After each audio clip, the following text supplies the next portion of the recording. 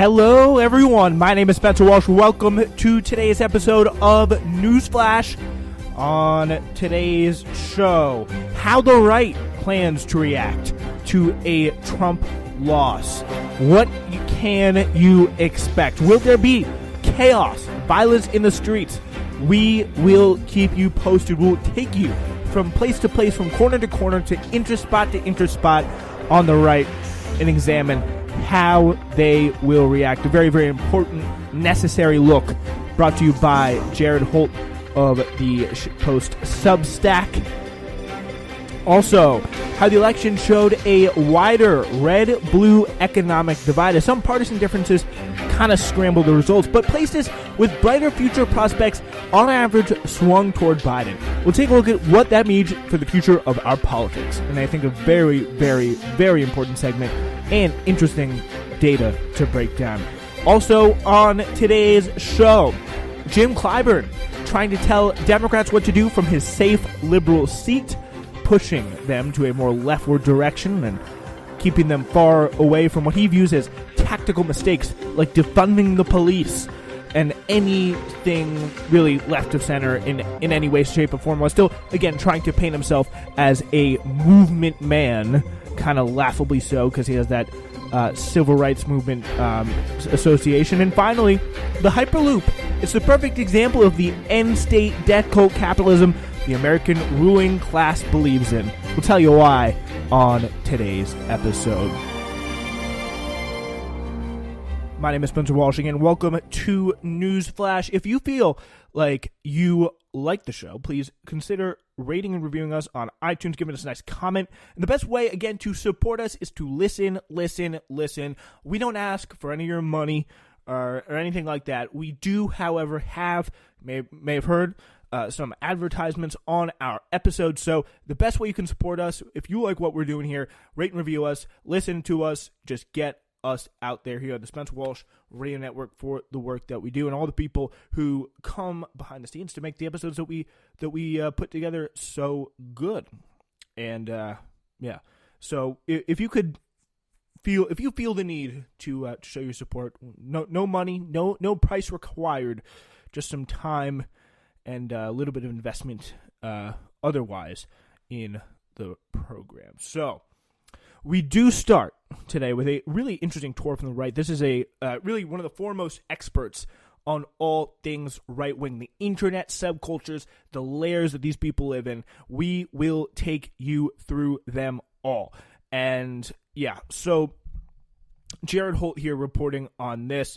And it is kind of we're going to be talking a little bit about, again, the future of the pro-Trump and anti-Trump digital grifters. Like, what is going to be next for them? Where will we see them? And how would that kind of reflect the right as large? Again, reporting here from Jared Holt.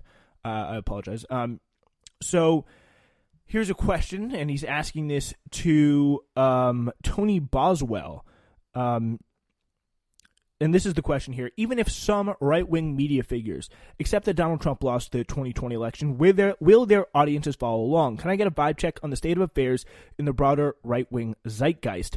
So Tony Boswell in this report here answers this question, co-host of the Minion Death Cult podcast, which examines and scrutinizes hyper-partisan and right-wing social media. In the wake of the Biden victory, or arguably more importantly, Trump's defeat, many are wondering what will become of the countless chuds and grifters who have constructed their entire being around MAGA CAG, which is Keep America Great. Presidential fandom is not really something new that we've seen before in American history. The occasional Obama hope shirt or Reagan portrait hanging in the foyer never quite reached the current level of commitment from their constituents. The cult-like following that 45 had built up is beyond impressive. It has gone so far just beyond the red hat. People like his supporters, his legit supporters, a sizable chunk of the country, like legitimately view him as some kind of god-like figure, some sort of like really savior messiah type figure, more than they viewed definitely any other Republican nominee or president in the past. Like the biggest thing is how deeply devoted the base is here in this situation. Just in a way that is unlike any other politician in American history. Like the devotion out there is so important, and also it's so easy to mobilize more than any other politician before because they are all united and they're all united online. I mean, whether it's the kind of teenager like incel types or the MAGA grandmas, they're all online somewhere, so they're coordinating, they're talking, they're like expressing their ideas, and they're kind of feeding each other into kind of darker and darker places here. So, yeah, here's the answer here. A commitment to God King Trump, as many affectionately call him, is a defining part of so many people's identity now. Having a leader who's a winner is the cornerstone of this phenomenon. Trump conceding would truly wreck that narrative. So that's why, again, it's safe to say he will never concede. He's never going to concede. What we will see is him probably most likely just slinking out, not going to stand, but you will never get him up in front of a microphone, in front of a podium, and saying, I'd like to congratulate Joe Biden on his victory, and I acknowledge that I lost. Never, never, never, never, never. Not going to happen. There's no incentive. There is no incentive. I mean, the path forward right now for Donald Trump is very, very clear.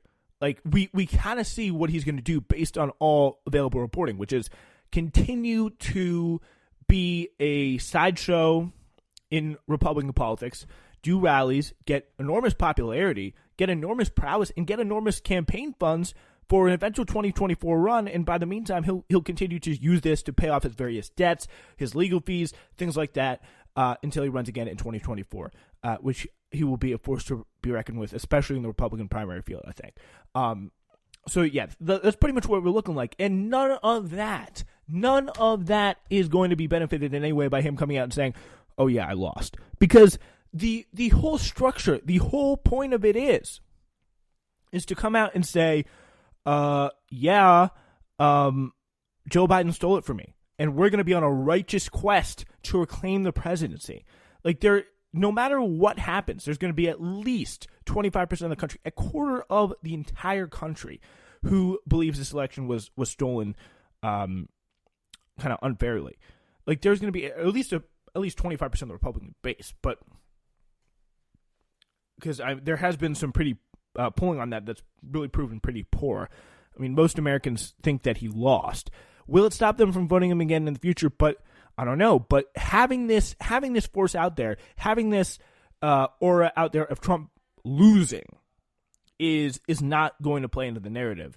I mean, but the question is here, I think it's going to be very interesting, is can he put that, will he allow that falsehood to stand? Can he allow that, will enough people buy that if he puts that central to his narrative that it was stolen from him the last time? Will enough people buy that? Can he somehow, through some way, and I think it's going to be very, very hard based on the political landscape at the current moment, which is, again, always shifting, to make a critical mass of people in the party or in the electorate at large think that he lost this because it was stolen from him, and kind of really build that Messiah, triumphant return, savior narrative that so many people already believe and would be clearly the most sensible and effective and smartest play from kind of a reality TV kind of attention-building perspective. So the cultural effects of the Trump presidency reach far beyond the notorious red hat. Donald Trump has ushered in a golden era of conservative consumerism. The popularity of conservative clothing brands, grunt style, normalization of armed militias, 3%ers, and that's a type of militia, and a plague of angry men yelling in their front-facing cameras in their truck cabs are all largely thanks to the popularity of MAGA. MAGA is a cultural brand. There are cultural signifiers associated with MAGA in a way that we have never seen with any, there is a whole MAGA culture in a fully fledged, fully developed. These words, this right-wing kind of meme and online culture is really grown so much over the past 4 years. It has been really incredible. What makes this so interesting and scary is the amount of solidarity you see amongst these seemingly fringe groups of people, all of whom claim to be ready to go to war with their own neighbors for this man. It's absolutely inexplicable, because sure, he's a charismatic guy, but he is so clearly just incompetent. I don't get it. I don't get the dying need to fight to the death for Donald Trump. What is the flags there? like something to me is so interesting about the flags that you see in any kind of like Trump, like the Trump is like Rambo, like, and this is, if you look at him through any kind of normal lens, through any kind of objective lens, he's not a kind of Rambo tough guy figure, but it's so central to his mythology. Like, that is how they see him. I mean, you and I look at him, I mean, assuming the left-wing listener listening, like, people on the left see him, I think, I would argue, for largely what he is, which is someone who is great at getting attention, like no moral compass, no redeeming qualities, no anchor pushing him forward, or no guiding light in life, other than just, I mean, who even knows? Like, he doesn't care about any actual policies. All he cares about people who've been rude to him, people who've been offended him in some way, and just getting back at them and being petty and vindictive about all like the smallest things. And also, he's incredibly stupid. Like, he is not a smart, wise, strong, powerful, masculine figure. Like so many people seem to, I don't know why, I don't know how that image came to be. I don't really understand it. And it's clear to say that it's a kind of fantasy, but I think it is worth, like, that, like, if you wonder why people like Trump, like, they see him in a completely different way. Like, that's the answer. If you're a liberal, like, I don't get what they see in him. I don't get why people view him in such a way. Like, they view him like, I'm sure anyone who lives in this country, everyone who lives in America has seen the flag of Trump as like Rambo, and this is like no man, woman, or commie can stop him, or something like that.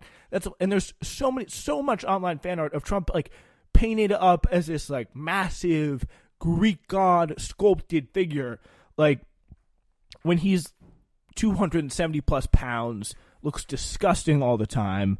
Like, he is such an thoroughly unimpressive figure, but the way they paint him in their own mythology, I think, is so telling, because that is how they see him in their kind of movement eye, and that tells you, I think, a lot about the differences of perspective.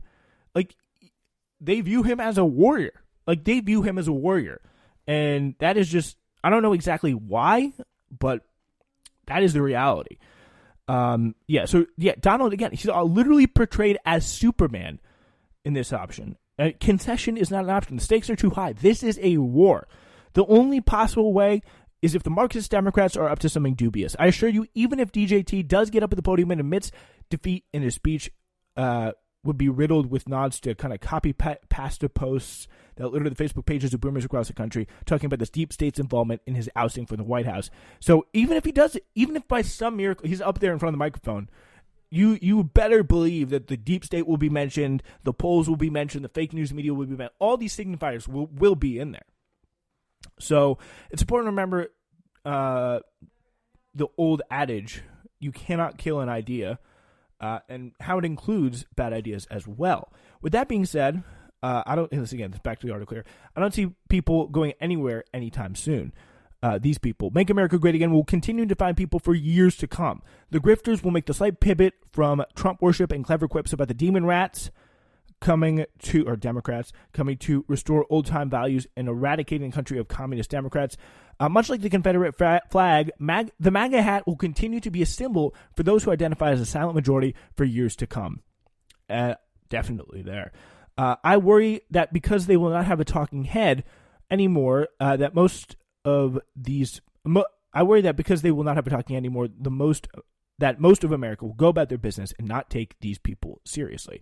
I mean, you have to expect some demobilization, but with the kind of, if Trump is not out there in the public eye, but I think it's very, very likely that he will still continue to be a present force in the Republican Party and Republican Party politics. Like, he won't be, I think, covered as much as the actual news and what's going on, but I think it'd be very, very hard to ignore, like, what Trump does post-presidency, which will really likely be kind of just some kind of fractured version of campaigning in some way, trying to just gain some sort of support.